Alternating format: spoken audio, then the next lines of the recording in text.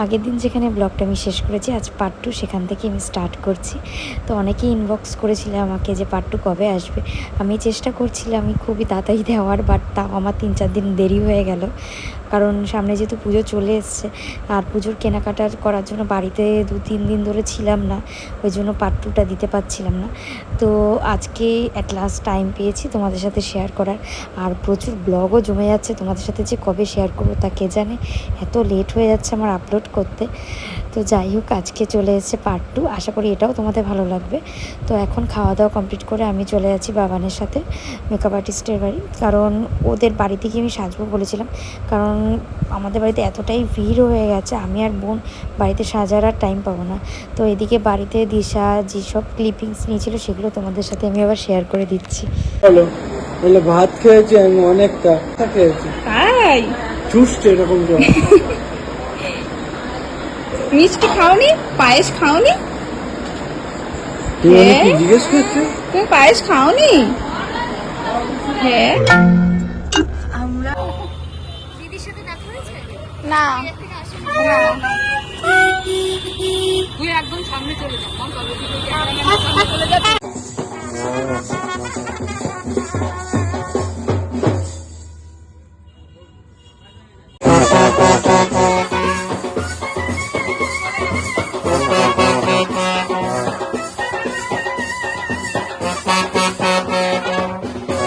তো প্রথমেই বলি, আমার ঢুকতে অনেক লেট হয়ে গেছিলো।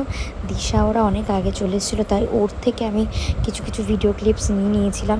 কারণ আমি যতক্ষণ যাইনি তার আগে কি হয়েছে কিছুই আমি দেখতে পাইনি। আর মাংসর এন্ট্রিটা ওর দাদুর সাথেই হয়েছে, দাদার সাথেই ও ফার্স্ট এইখানে এসছে। তারপরে যে এই ট্রলিটা সাজানো দেখছো, সেটাতে আমরা পরে এন্ট্রি করিয়েছি আবার। কারণ ফার্স্ট এন্ট্রিটা আমরা করাতে গেলে অনেক দেরি হয়ে যেত। না, আমি ভেন্যুতে ঢুকছি তখন বাজে প্রায় 8টা। এই হচ্ছে আমার ফুল লুকস। কারণ আমি সাজতে গেছিলাম 5টার পরেই বলা যায়, তার জন্য আমাদের রেডি হয়ে বেরোতে 8টা বেজে গেছে। তো আমরা এখন মোটামুটি সাজার পর 2-4টে ফটো তুলে আমরা দৌড়েছি ভেন্যুর জন্য।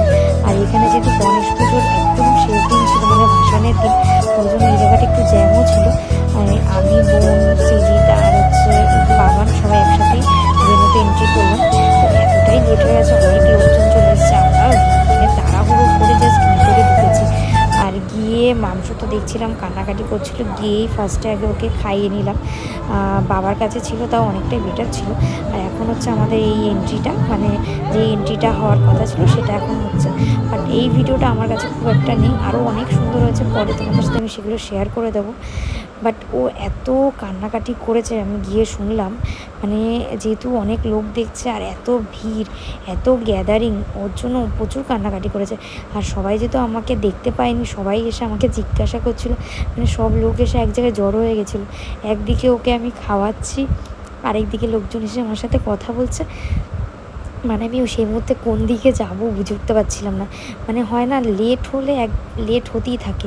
তারপর এখানে আমি ওকে ড্রেস চেঞ্জ করিয়ে আরেকটা ড্রেস পরাচ্ছিলাম, যেটা পরে ও কেক কাটবে সেটা আমি নিয়ে এসেছিলাম। অন্তত 3 থেকে 4টে ড্রেস নিয়ে এসেছি, বাট ও কোনোটাতেই কমফোর্টেবল ছিল না। এটা তো অনেক কষ্টে আমি ওকে পরালাম। পরানোর পর দেখো তোমরা যে কতক্ষণ থাকে, মানে এতটাই কান্নাকাটি করেছে সে ধারণার বাইরে। আর যে দিদিকে কেকের অর্ডার দিয়েছিলাম, দিদি এসেছিলো অনেক দূর থেকে, রাজারহাট থেকে। আমি বলেছিলাম দিদি 8টার মধ্যে চলে এসো, আমি ঠিক ঢুকে যাবো 7:30টায়। বাট আমি এতটাই লেট করেছি যে আমিও ঢুকেছি, দিদি কেক নিয়েও ঢুকেছে। এবার কেক তো বেশিক্ষণ বাইরে রাখা যাবে না, কারণ গলে যাবে। আর তো দিদি এখানে দাঁড়িয়ে প্রিপারেশান অলরেডি স্টার্ট করে দিয়েছে। কিছু ক্লিপিংস তোমাদের সাথে শেয়ার করলাম। কেকটা কেমন হয়েছে অবশ্যই জানিও। পার্সোনালি ওখানে যারা যারা এসেছে সবাই বলেছে কেকটা জাস্ট অসাধারণ ছিল। এটা আমার কাছে খুব ইউনিক লেগেছে। আর ওখানে যারা এসেছে সবাই বলছিল খুব সুন্দর ডেকোরেশন করেছে কেকটার। তো আমার তো পার্সোনালি খুব পছন্দ হয়েছে, তোমরাও জানিও কেমন হয়েছে। তো আমরা এখানে 3জনে রেডি হয়ে গেছিলাম। চেয়েছিলাম যে 3জনে একই রকমের ড্রেস পরবো, বাট মাংসকে লাস্ট টাইমে ওই ড্রেসটা পরাতে পারিনি, মানে ম্যাচিং ছিল, বাট তাও পরেনি। তো এই হোয়াইট ড্রেসটা পরিয়েছি। তাও দেখো ওর চোখ মুখের অবস্থা কাঁদো কাঁদো ভাব, মানে অনেক কষ্টে কটা ছবি নেওয়া গেছে। তারপরে এতই কান্না স্টার্ট করে দিয়েছে, তারপর আমরা কেক কাটিং বন্ধ করে দিয়েছিলাম।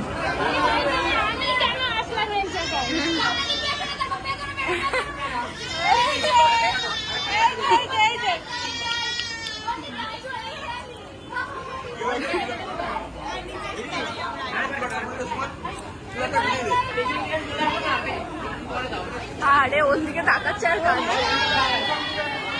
ওই যে স্বপ্ন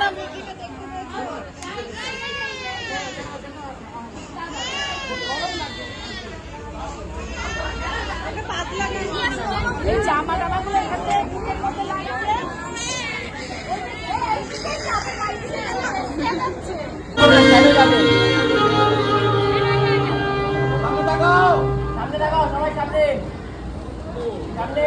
ওর মুখটা একটু আপ করে দাও, ওর মুখটা একটু আপ করে দাও, এবার করো।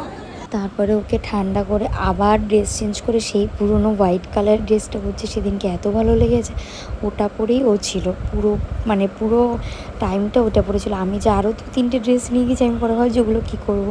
জুতো পরেনি, মাথার কোনো ব্যান্ড পরেনি, জানতাম হবে বাট এতটা কান্নাকাটি করবে বুঝতে পারিনি, কারণ ও সাধারণত বাইরে এতটা কান্নাকাটি করে না। তো যাই হোক, কেক কাটিংয়ের পর ওকে বাবার কাছে দিয়ে আমি এসেছিলাম একটু মকটেলের এখানে, একটু মকটেল ট্রাই করেছিলাম, কারণ কোনোবারই আমি স্টার্টার ট্রাই করতে পারি না।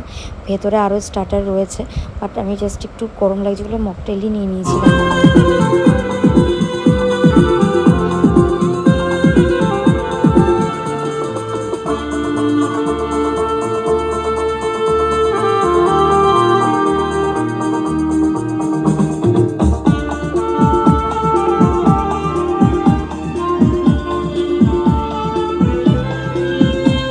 তারপর এখানে জিলিপি উইথ রাবড়ি হয়েছিল, সেটা তো খেতে জাস্ট অসাধারণ, যার কোনো তুলনাই হবে না।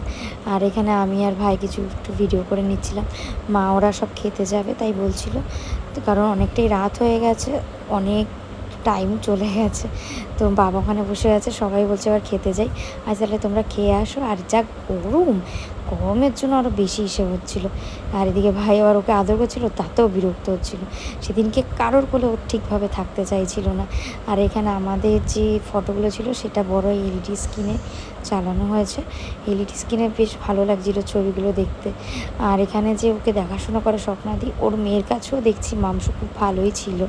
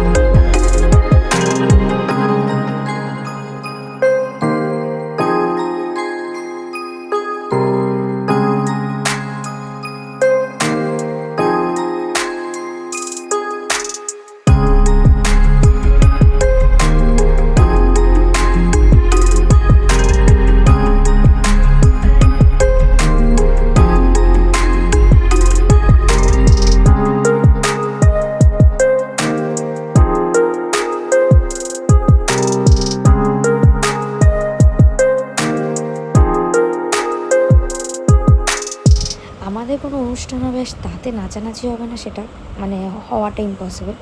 বাড়ির সবাই খুব মজা করতে ভালোবাসে, সে ছোটোর থেকে বড় সবাই মিলে। তো সবাই এক জায়গায় আছি আর নাচবো না সেটা কি হয়? আর তার যেখানে মেয়ের অন্নপ্রাশন বলে কথা, ভাবিনি যে টাইম পাবো নাচার জন্য। মেয়েকে নিয়ে ফার্স্টে একটু নেচে নিলাম, তারপর ওকে বাবার কাছে দিয়ে দিয়েছিলাম, তারপর আমরা সবাই মিলে একটু নেচে নিয়েছি, হেভি মজা করেছি। হয়তো টাইমটা একটু কম পেয়েছি, যেহেতু 8টার পরে আমি ঢুকেছি। আরও আগে ঢুকলে হয়তো সবার সাথে একটু কথা বলতে পারতাম। ওটাই আমি খুব মিস করে গেছি, যে এই যে যারা যারা এসছে মানে কারোর সাথে তেমনভাবে এবার আর কথা বলতে পারিনি। লাস্টে আমি পরে জিজ্ঞাসা করছি যে তুমি এসেছিলে মানে বাড়িতে এসে মামনিকে বলছে মামনি এরা এসেছিলো, কারণ আমি যেহেতু কারোর সাথে তেমন কথা বলতে পারিনি, ওই জন্য মনে হচ্ছিলো কে এসছে কে আসেনি কিছুই বুঝতে পারছি না। আর ঠাকুরের কাছে আমরা খুবই কৃতজ্ঞ যে একটুও বৃষ্টি হয়নি। আর তার আগের দিন হয়েছে, ইভেন গায়ে হলুদের পরে অল্প একটু বৃষ্টি হয়েছে, বাট তারপরে এক ফোঁটা বৃষ্টি হয়নি। এটা সত্যি ঠাকুরের কাছে অনেক অনেক কৃতজ্ঞ আমরা। খুব ভালোভাবে অনুষ্ঠানটা আমরা কাটিয়েছি। নাচানাচি করে টায়ার্ড, এখন হাওয়া খাচ্ছি। মাংসকে এখন বাড়ি নিয়ে যাবে।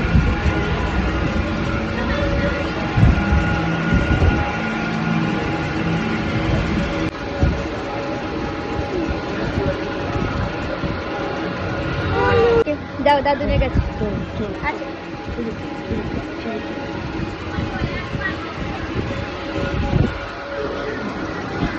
আচ্ছা আমার মেয়ের মেনু কার্ড, আইফোন নেওয়ার জন্য দাঁড়িয়ে আছে। দাঁড়া, আরেকটা আইফোন নিয়ে যাবি। এই হচ্ছে মেনু কার্ড। ওয়াও, বেশ ইউনিক করেছে কিন্তু।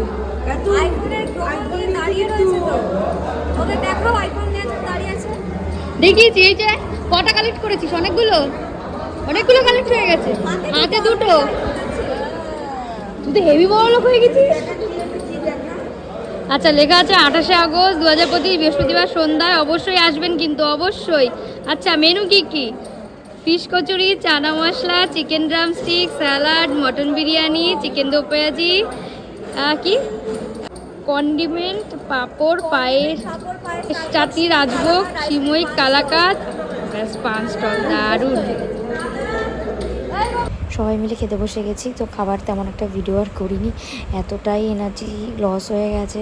কোনো রকমে খেয়েছি, কারণ বেশিরভাগই জিনিস আমি ফেলে দিয়েছি, কারণ নাচানাচি করে খুব টায়ার্ড হয়ে গেছিলাম। আর ওদিকে মেয়ে বাড়িতে রয়েছে, ওর জন্য তাড়াতাড়ি করে খেয়ে চলে এসেছি। আর দেখো গিফটের অবস্থা, এখানে এরকম গোল গোল করে গিফট রয়েছে। আর এই মাংস ঘুমিয়ে পড়েছিল, বাড়ি এসে বাবার কাছ থেকে নিয়ে আমি চুল খুলে ফ্রেশ হয়ে ওকে ঘুম পাড়িয়ে দিয়েছি। তো আজকে অনেক কিছুই বাদ হয়ে গেছে, যেগুলো তোমাদের সাথে আমি আর শেয়ার করতে পারিনি। যদি সেই ক্লিপিংসগুলো পরে পাই, অবভিয়াসলি তোমাদের সাথে আমি শেয়ার করে দেবো। তো আজকের ব্লগটা কেমন লাগলো অবশ্যই জানিও। ভালো লাগলে please like, comment, share and subscribe my channel. দেখা হচ্ছে নেক্সট একটা